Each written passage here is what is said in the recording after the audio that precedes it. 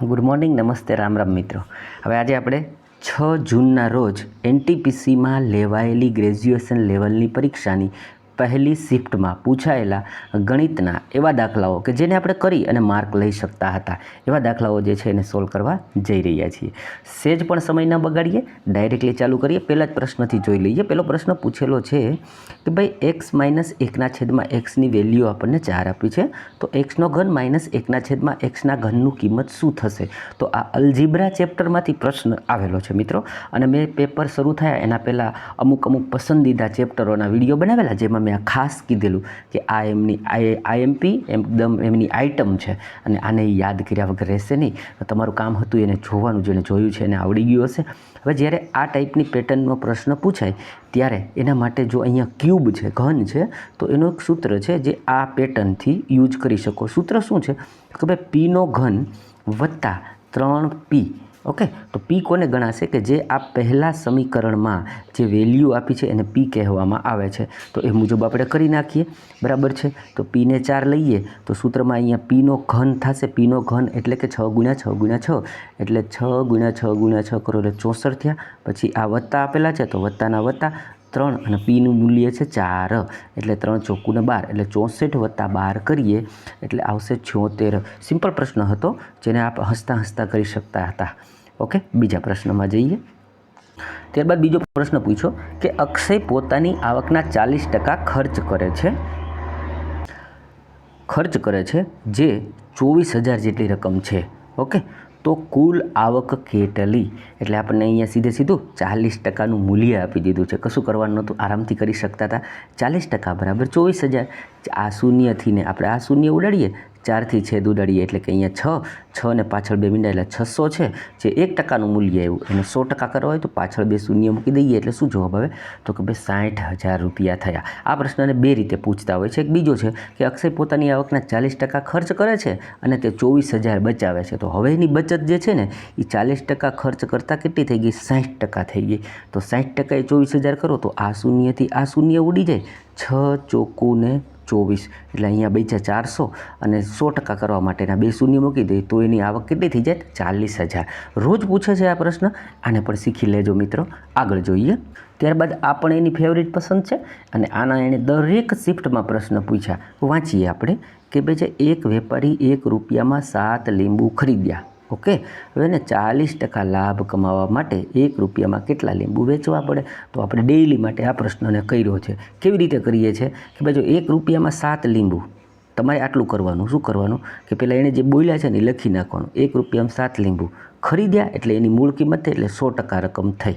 પણ હવે 1 રૂપિયામાં કેટલા લીંબુ વેચવા એટલે 1 રૂપિયામાં x લીંબુ વેચે તો 40% લાભ મળે એટલે 140 થઈ ગયા. બસ આટલું કરવાનું. તો પછી શું કરો તો કે આની સાથે આને લઈ લો ગુણાકારમાં એટલે ઉપર 140 ના છેદમાં 7 થશે. આને આની સાથે ગુણાકારમાં લઈ લો 100 × 1/x થશે. ઓકે, એટલે એ જ વસ્તુ જે છે એ મેં તમને અહીંયા કરી છે. 140 ના છેદમાં 7 એટલે કે ભાઈ 7 × 2 = 14 થયા. બરાબર છે. હવે આ 2થી તમે અહીંયા 5ને ઉડાડી શકો. ઓકે, 2થી તમે અહીંયા 2 × 5 = 10 કરી શકતા હતા. બરાબર, એટલે અહીંથી 2 વહી ગયું, અહીંથી 10 વહી ગયું, આ શૂન્ય અરે શૂન્ય વધી ગયું, આ એક્સને આ બાજુ લઈ જાઓ, એક્સની કિંમત મળી 5. એટલે એને કેટલા વેચવા જોઈતા હતા? તો કે ભાઈ એને 1 રૂપિયામાં 5 વેચવા જોઈએ, તો જેથી કરીને એને 40% લાભ મળે. સરસ દાખલાઓ છે મિત્રો. મજા આવતી હશે શીખવાની. તમારું ફરજ છે વિડીયોને લાઇક કરતા જજો. મને પણ મજા આવે એવું લાગે કે ના, મારા ભાઈઓ મારી મહેનત જે છે એને અપનાવે છે અને એને શેર પણ કરે છે, લાઇક કરે છે અને નવા હોય તો સબસ્ક્રાઈબ પણ કરે છે. બીજો પ્રશ્ન જોઈએ. ત્યારબાદ એક બુક ટેબલ એટલે કે બુક રાખવાનું એક ટેબલ છે. એ 3100 રૂપિયામાં વેચાણ કિંમત છે. જે ખરીદ કિંમત કરતાં 25% વધુ છે. તેને 12% છૂટ સાથે વેચવામાં આવે તો લાભના ટકા કેટલા થશે જણાવો. તો આવા પ્રશ્નો ડેઇલી પૂછાણા, હજી પૂછશે.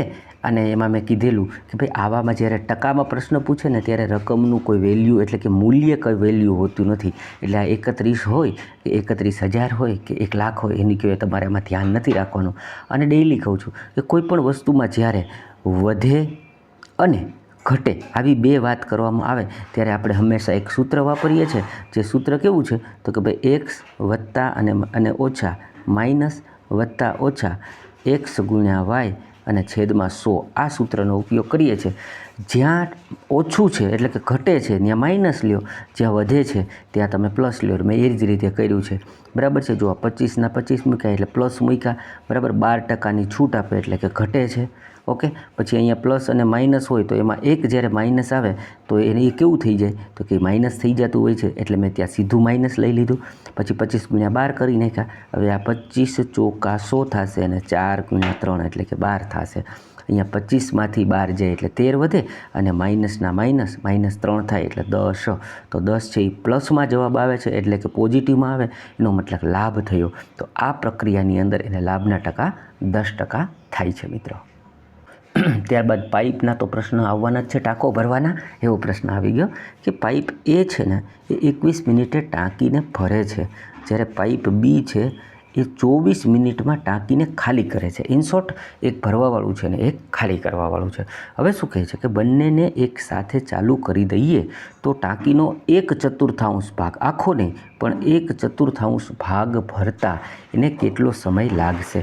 આ પણ પ્રશ્ન એવો છે કે રમતા રમતા કરી શકાય અને માર્ક મળી શકતા હતા, બરાબર છે. તો હવે જુઓ, નળ પહેલો છે, નળ બીજો છે.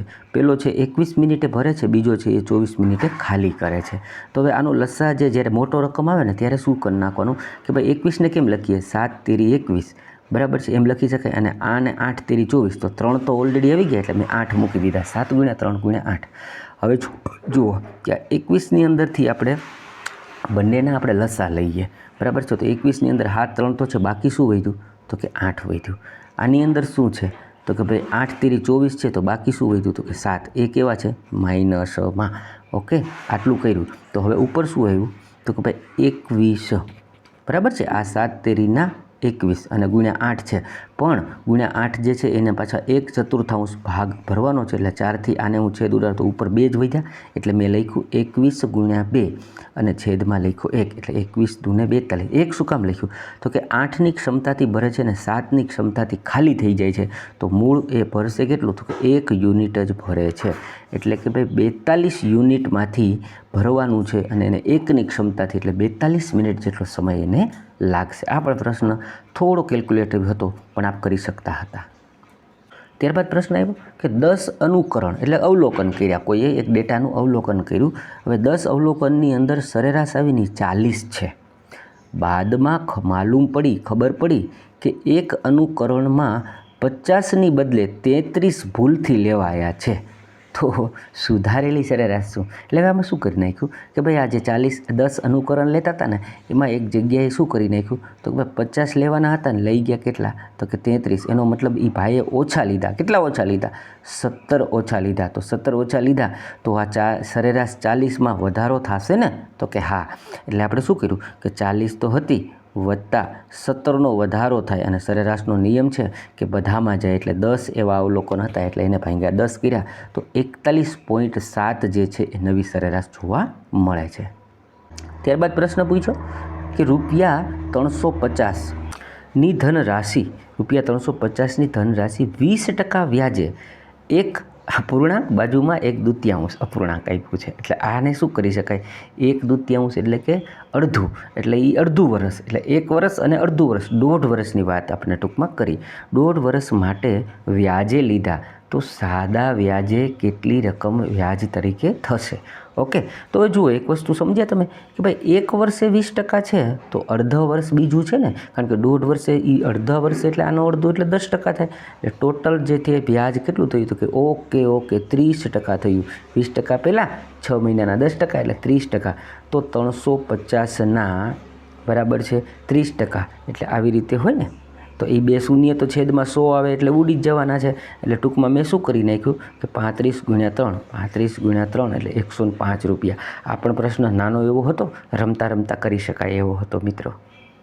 ત્યારબાદ પ્રશ્ન ગુણોત્તર પ્રમાણમાંથી જોવા મળ્યો કે ભાઈ XYZ એક ક્રમશઃ 6:59:41 પ્રમાણે ધંધામાં રોકાણ કરે છે. વર્ષના અંતે કુલ ₹3180 એમને મળે છે. તો વાય અને ઝેડ વચ્ચે મળેલી રકમનું અંતર. એટલે પહેલાં તો શું કરવું પડે તો કે ભાઈ તમે આ જે ગુણોત્તર પ્રમાણ આપ્યું છે ને એનો સરવાળો કરો. એનો સરવાળો શું થયો? 106 થયા. હવે 106 રૂપિયા જે છે ને એ આના બરાબર આ બધાના ગણું તો 106, તો બધાને આટલા રૂપિયા થયા 3180. તો એનો મતલબ કે એકની વેલ્યુ જે છે ને બરાબર એ 30 જેટલી આવી. ઓકે, 30 જેટલી આવી. તો હવે આ બંને વચ્ચેનું અંતર કોને? વાય અને ઝેડ. તો વાય છે અને ઝેડનું અંતર છે એ 18. તો એકનું અંતર જે છે એ 30 જેટલું આવ્યું. તો વાય 18નું અંતર એટલે કે ભાઈ 18 તેરીને 54, બરાબર. એટલે 54 અને પાછળ શૂન્ય મૂકી દે એટલે 540 જે છે એ બંને વચ્ચેનું અંતર આવ્યું એ 540 જેટલું જોવા મળ્યું મિત્રો. ત્યારબાદ લેંગ્વેજ બેઝ પ્રશ્ન આવ્યો, બરાબર છે. આ જે હોય છે ને એ તમારી ભાષાને આધારે તમે કેટલું સમજી શકો છો એવો પ્રશ્ન છે. જેમ કે કોઈ એક્સ સંખ્યામાં બરાબર, કોઈ એક સંખ્યાના 3 ગણામાંથી 24ને ઘટાડીએ તો એ બંને વચ્ચેનું અંતર 258 આવે છે. તો તે એક્સ સંખ્યા, અહીંયા એણે એવો શબ્દ વાપર્યો હતો કોઈ અજ્ઞાત સંખ્યા, અજાણી સંખ્યા, બરાબર. મેં એક્સ વાપર્યું છે. કોઈ અજાણી સંખ્યાના 3 ગણામાંથી આપણે એને સરળ બનાવ્યું. તો જુઓ હવે શું કહે છે કે ભાઈ માનો કે એ એક્સ સંખ્યા જે છે હું લઉં છું, બરાબર. એમાંથી એક્સ સંખ્યાના 3 ગણા એટલે હું એને 3x કરું છું. એમાંથી 24ને ઘટાડીએ એટલે માઇનસ મેં 24 કર્યા. તો આ બંને વચ્ચેનું અંતર જે છે એ કેટલું આવે છે? તો કે 258 આવે છે. આ 24ને આ બાજુ લઈ જાઓ એટલે પ્લસ થઈ જશે. એ પ્લસ કરશો એટલે 282 થયા. અહીંયા શું છે? 3x. તો 282 ભાગ્યા તમે 3 કરશો એટલે અહીંયા માત્ર એક્સ જ રહેશે ને. એક્સની વેલ્યુ આપણને શોધવાની તો 94, બરાબર. કારણ કે 3 9 27 થયા. ઓકે, અને ઉપરથી વધ્યો 1 તો તમે લેશો અહીંયા 12 એટલે 3 ચોકું ને 12. એક્સની કિંમત જે છે એ 94 જોવા મળે છે. ત્યારબાદ જે પ્રશ્ન જોવા મળ્યો હમણાં જ આપણે કરેલો એવો પ્રશ્ન શું કહે છે કે સચિનનું વેતન જે છે ને એ પહેલાં 16% ઘટાડ્યું. ઓકે, અત્યારે સચિનભાઈ નોકરી કરે છે તો ધંધામાં નબળાઈ આવી. તો સચિનને કીધું ભાઈ તારો પગાર આ મહિને આપણે 16% ઘટાડીએ છીએ. પછી બાદમાં હવે આવતા મહિને તેજી આવી તો કે હવે ભાઈ હું તારો પગાર 10% વધારી દઉં છું.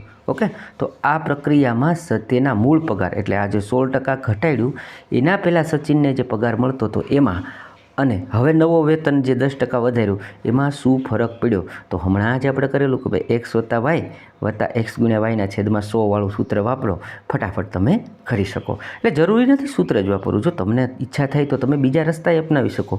માનો કે તમને એમ થાય કે હું પહેલાં એમ કહું પહેલો પગાર 100 હતો, ઓકે, પછી એમાં 16% ઘટાડું એટલે શું થઈ ગયું? તો કે ભાઈ 84 રૂપિયા થઈ ગયો. પછી એમાં 10% વધારું, હું 10% વધારું એટલે આના 10% કેટલા થાય કે 8.4 થાય, બરાબર છે. તો હવે તમે આ જે છે એનું તમે કરો તો એમ પણ કરી શકો. એટલે 8 ને 4 બારીઓ બગડો, વધી આવી 1, 8 ને 8 હોળ ને 1 17, બરાબર છે. 17 100 ઊભા રહેજો, શું થયું? એમ પણ કરી શકતા હતા. આપણે એવું કરી શકતા હતા ને કે ભાઈ પહેલાં પગાર જે છે 16% ઘટાડ્યો એટલે 84 થઈ ગયો. એના 10% એટલે કે ભાઈ 8.4નો તમે વધારો કર્યો, બરાબર છે. તો 4 ને 4 8 ને 4 બારીઓ બગડો, વધી આવી 1 એટલે ત્યાં 92 થઈ ગયા. તો પહેલાં કેટલા થતા હતા? તો કે પહેલાં જે પગાર હતો એ તો 100% હતો, 100 હતો ને. હવે કેટલા થઈ ગયા? 92 એટલે કે ઘટ થઈ, બરાબર છે. તો એ ઘટ થઈ એ કેટલાની થઈ? તો કે 7.6નો ઘટાડો થયો. અથવા તમે આ સૂત્ર દ્વારા પણ તમે કરી શકતા હતા. ઇઝીલી પ્રશ્ન કરી શકાય છે. 2 પદ્ધતિ તમને મેં શીખવાડી આપી મિત્રો. વિડીયોને લાઇક કરજો, નવા હોય તો સબસ્ક્રાઈબ કરવાનું ભૂલતા નહીં. જો કોઈ મિત્રોને મારી પાસેથી મટીરિયલ પરચેજ કરવું હોય, સાયન્સનું છે, બરાબર છે, ગણિતનું ચેપ્ટર વાઇઝ, તો આપ કરી શકો છો. મારો કોન્ટેક્ટ નંબર છે, વોટ્સઅપ નંબર આપું છું 91 57 68 80 58 પર વોટ્સઅપ કરી મારી સાથે વાત કરી શકો છો. ત્યારબાદ પ્રશ્ન જોવા મળ્યો કે ભાઈ એક આપણને ટ્રિગ્નોમેટ્રી કહેવાય છે, ત્રિકોણમિતિ. એમાંથી પ્રશ્ન આવ્યો જો tan θ બરાબર 7/8 છે, બરાબર. પછી સાથે આવું આપી દીધું કે તો આનું સમીકરણ તમારે સોલ્વ કરી એની વેલ્યુ જે છે એ શું આપવાની હોય છે. હવે આની એક શોર્ટ રીત છે, બરાબર છે. શોર્ટ રીત એ છે કે જ્યારે આવું કંઈક આપી દે અને આવડું લાંબુ તમને આપે ને, બરાબર છે, તો 90% એવું હોય છે કે એનું ઉલટું હોય. ઉલટું એટલે કે આ જે હતું ને 7/8 છે ને, તો આનો જવાબ 8/7 થતો હોય. આવું વર્ષોથી થાય છે, પણ છતાં આપણે રિસ્ક ન લઈને દાખલો ગણીએ તો જોઈ લઈએ. તો જુઓ, જ્યારે 1 + sin θ અને ગુણાકારમાં 1 - sin θ એટલે કે આ એક આની યારે એક વખત જશે, બરાબર, આ સાઈન આની હારે જશે, તો એ બે વસ્તુ જે છે ને એ કોસ થીટા બનાવે. શું બનાવે? Cos theta. અને બંને ગુણાકારમાં છે એટલે કે 2 વખત કોસ થીટા બનાવે એટલે કોસનો સ્ક્વેર થીટા બન્યો. ઓકે, એવી જ રીતે નીચે કે આ એક જે છે એ એક વખત આની હારે જશે, આ સાઈન જે છે એકવાર આની હારે જશે એટલે એ બનાવશે સાઈન થીટા, અને 2 વાર ગુણાકારમાં છે એટલે સાઈન થીટાનો વર્ગ બનશે. શું બન્યું? કોસ થીટાનો વર્ગ અને સાઈન થીટાનો વર્ગ. હવે આ આખું પદ છે ને એ બને શું? તો કે આ બંને જે છે ને જો વર્ગનો હોય તો કે કોટ થીટા બને. વર્ગ છે એટલે કોટ થીટાનો વર્ગ બન્યો. ઓકે, અને છેલ્લે છેદમાં કોટ થીટા તો ઓલરેડી છે જ, તો એનો મતલબ કે આ કોટ થીટા ને આ વર્ગમાંથી એક નીકળી જાય તો આખું બન્યું કોટ થીટા. તો કોટ થીટા શું હોય? કોટ થીટા શું હોય? તો કે જે ટેનનું ઉલટું હોય. તો ટેન થીટા શું આપ્યું હતું? તો કે ટેન થીટા આપ્યું હતું 7/8. તો જવાબ આવશે 8/7. જે મેં પહેલાં જ કીધેલું કે લગભગ એવું બનતું હોય છે કે આવા પ્રશ્નો ન આવડતા હોય ને, જો તમને એમ થાય કે મારે રિસ્ક લઈ અને આપણે કહીએ ને કે ભાઈ એકવાર ઓલું ધાફો મારવો છે, બરાબર છે, તો તમે એવું કરી શકો, સીધે સીધા 8/7 આપી દો. નસીબ મેં હોગા તો આપકો એ માર્ક મિલ જાएगा, જો ગણતરી ન આવડતી હોય તો. ત્યારબાદ પ્રશ્ન પૂછ્યો કે 17,700 રૂપિયાને 2 વર્ષ માટે 4% સાદા વ્યાજે અને ચક્રવૃદ્ધિ વ્યાજે, એટલે સાદું વ્યાજ અને ચક્રવૃદ્ધિ વ્યાજે રોકવામાં આવે છે. તો સાદું વ્યાજ અને ચક્રવૃદ્ધિ વ્યાજ વચ્ચેનું અંતર જે છે એ કેટલું થશે? ઘણી બધી રીતે ગણાય છે, પણ એના માટે જે એક સૂત્ર છે કે જ્યારે લોંગ ગણતરી આવે ને તો તમને હેલ્પ થાય, એટલા માટે હું તમને આ આપી દઉં છું કે એનું સૂત્ર એવું છે P/R², બરાબર છે, અને છેદમાં 100. એટલે મૂલ્ય છે P શું? 17,700. આર શું આપ્યું? 4%, એટલે 4 × 4 થશે, બરાબર. છેદમાં 100 છે. હવે આ ટકા દૂર કરવું એટલે પાછા 2 શૂન્ય નીચે આવી જાય અને આ 100 છે. ઓકે, હવે જુઓ અહીંયા છે ને ઓપ્શન ઉપરથી આપણે કરી શકતા હતા આવો લાંબો. આ શું થાય? 7 ચોકું ને 28, બરાબર, એટલે આંકડો આવ્યો પાછળ, અને પાછા 8 ચોકું 32, એટલે પાછળ 32 આવે ને એ તમારો જવાબ હોય છે. એ મેં તમને શોર્ટ મેથડ આપી અને ઓપ્શન મુજબ આ દાખલો કરવાથી ગણતરીમાંથી બચી શકતા હતા. ત્યારબાદ લાંબો પ્રશ્ન હતો 5-6 લીટીનો, પણ મેં શોર્ટમાં લખ્યો છે કે મનોજ પાસે તેલ A અને B પ્રકારનું તેલ છે જે ક્રમશઃ 200 લીટર અને 274 લીટર છે. હવે બંનેને અમુક ડબલાથી કન્ટેનરમાં ભરવામાં આવે છે અને એકસાથે ભરવું, ને આવું લાંબુ લખ્યું હતું, બરાબર છે. તો એવું કન્ટેનરનું માપ બતાવો કે જે એકસાથે તમે ભરી શકો.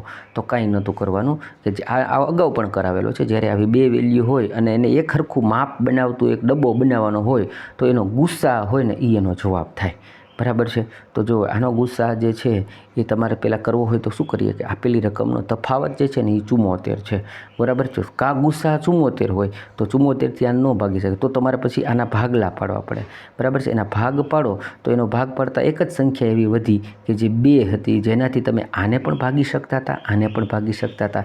એટલે શું જવાબ આવે? તો કે ભાઈ એ જવાબ આવ્યો 2 લીટરનું ડબલું. પણ જો આ પ્રશ્નને લંબાવે ને તો એમ પૂછે કે એવા કેટલા કન્ટેનર જોશે, તો તમારે પાછું શું કરવું પડે? આને 2થી ભાગવા પડે, વત્તા આને 2થી ભાગી અને પછી તમારે લખવું પડે કે ભાઈ ટોટલ કન્ટેનર આવા જે છે આ 2 લીટરિયા, માનો કે જે જવાબ આવતો અહીંથી 100 આવ્યા અને હજી માનો કે આનાથી આપણે એમ કે ભાઈ 128 આવે છે, તો તમારે 228 આવા ડબલાની જરૂર પડે, એવું કહેવા એ માંગે છે. ત્યારબાદ જે પ્રશ્ન આવ્યો રોજ પૂછે છે, બરાબર છે, કે ભાઈ રૂટ આપેલા, મૂળ આપેલા હોય ને એના ઉપરથી, બરાબર. તો એવો એક પ્રશ્ન આપી દીધો કે ભાઈ 4m² + 6m + 2 છે એના બરાબર 0 છે, એટલે કે આખું દ્વિઘાત સમીકરણ આપ્યું. તો એમ કીધું કે ભાઈ એના મૂળ શોધો, એના રૂટ શોધો, બરાબર છે. તો આના રૂટ શોધાય કેમ?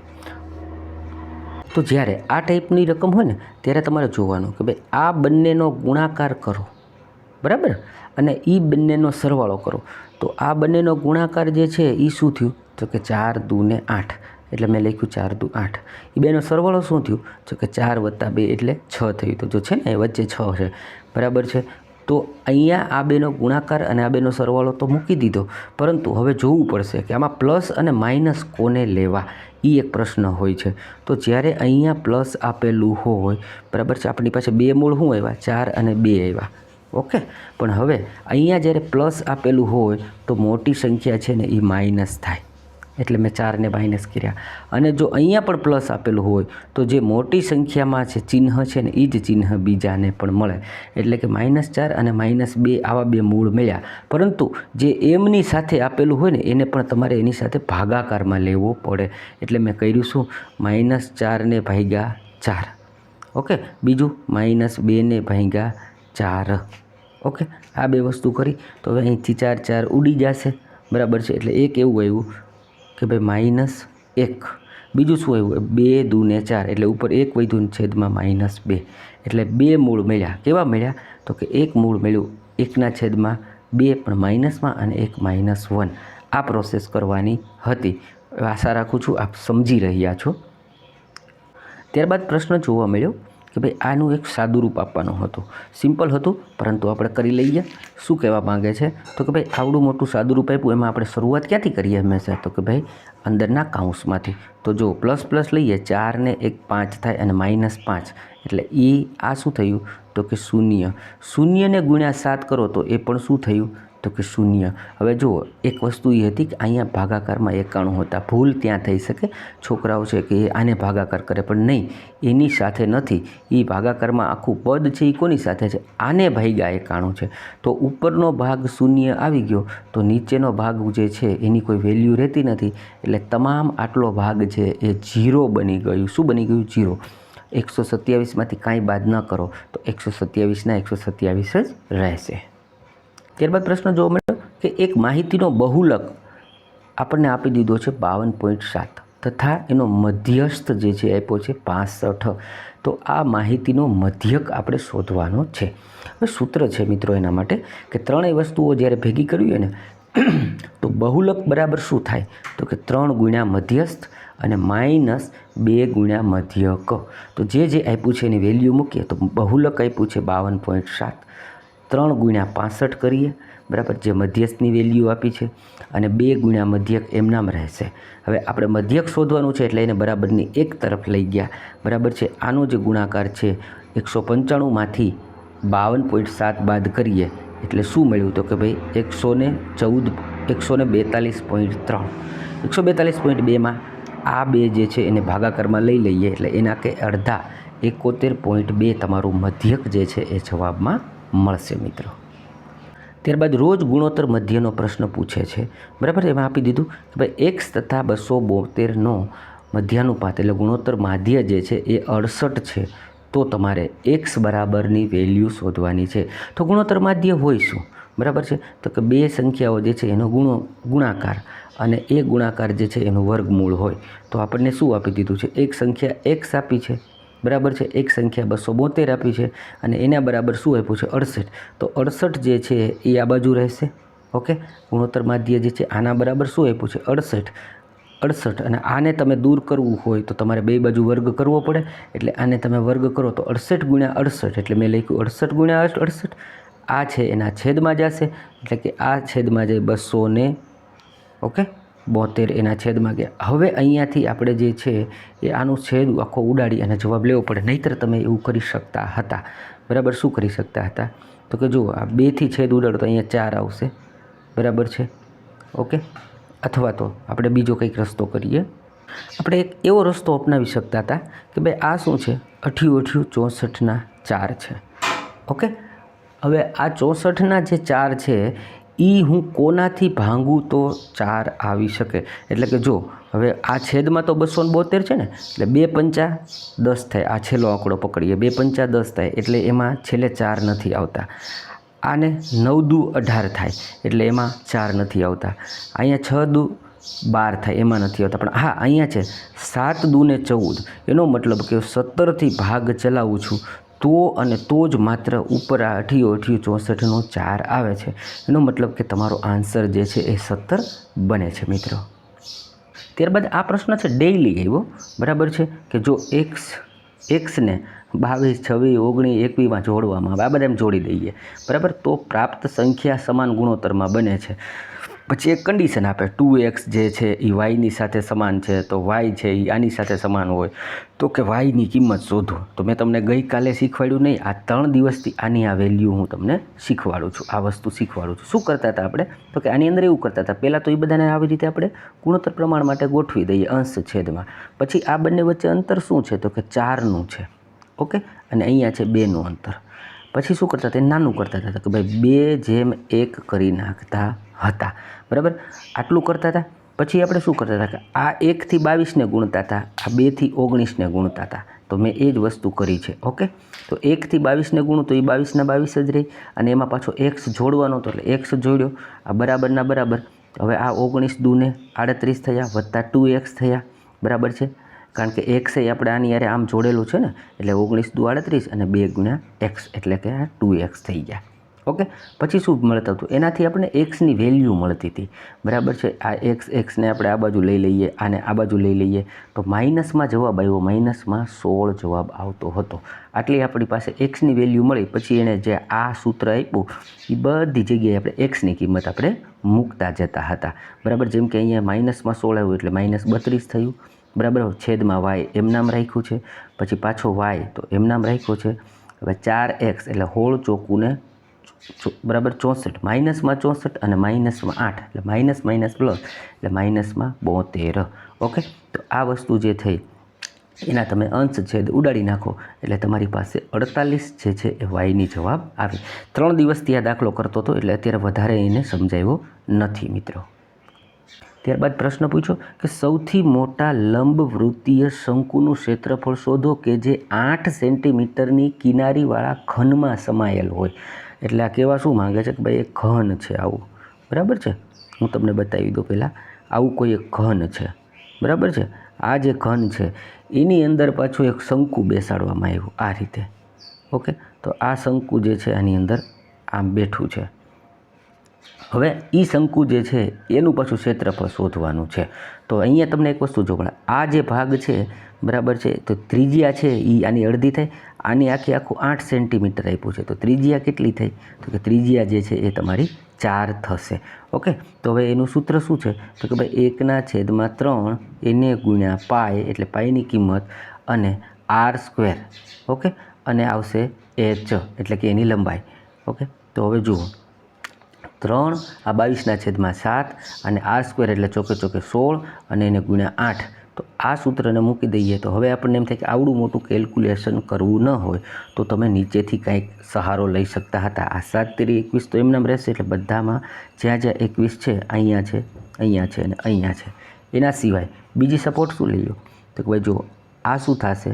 8×6 = 48નો આંછડો. બરાબર, પછી 8×2 = 16નો છગડો, એટલે કે 6 બનતા હોય એ તમારો આન્સર આવે. તો જુઓ જી અહીંયા શું થાય છે? 4×2 = 8 અને 8×2 = 16 એટલે 6 જે છે પાછળ બને છે માત્ર ને માત્ર આ એક જ વિકલ્પની અંદર. એટલે તમારો આન્સર જે છે એ આ બનશે મિત્રો. ત્યારબાદ પ્રશ્ન જોવા મળ્યો કે ભાઈ આવડું મોટું આખો તમને એક અનુકરણ આપી દીધું કે અવલોકન આપી દીધું, અને એ બધાનું તમને પૂછી લીધું, મધ્યક સરેરાશ પૂછી લીધી. સિમ્પલ, બધાનો તમારે ફટાફટ સરવાળો કરતા જવું પડશે અને જેટલા અંક છે એટલાથી તમારે એને ભાગવા પડશે. એટલે કે 459/9 કરવાથી એટલે 90 બરાબર, 9 એકા 9 એટલે પાછળ એકડો હોય એ તમારો જવાબ આવશે, અને 9 પંચાને 45 એટલે 51 તમારો આન્સર બને છે મિત્રો.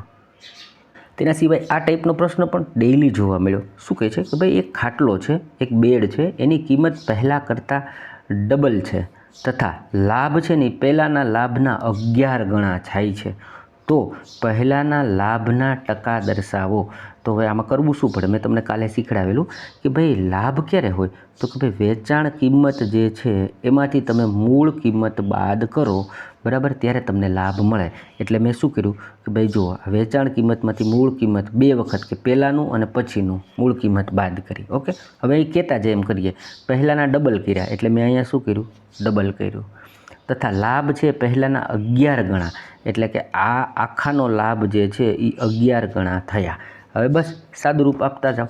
આ 11 એ સેલિંગ પ્રાઇસ થશે અને 11 કોસ્ટ પ્રાઇસ થશે, એટલે એ બંનેને મેં 11 લખ્યા. પછી આ 2 સેલિંગ પ્રાઇસ છે અને માઇનસ કોસ્ટ પ્રાઇસ છે.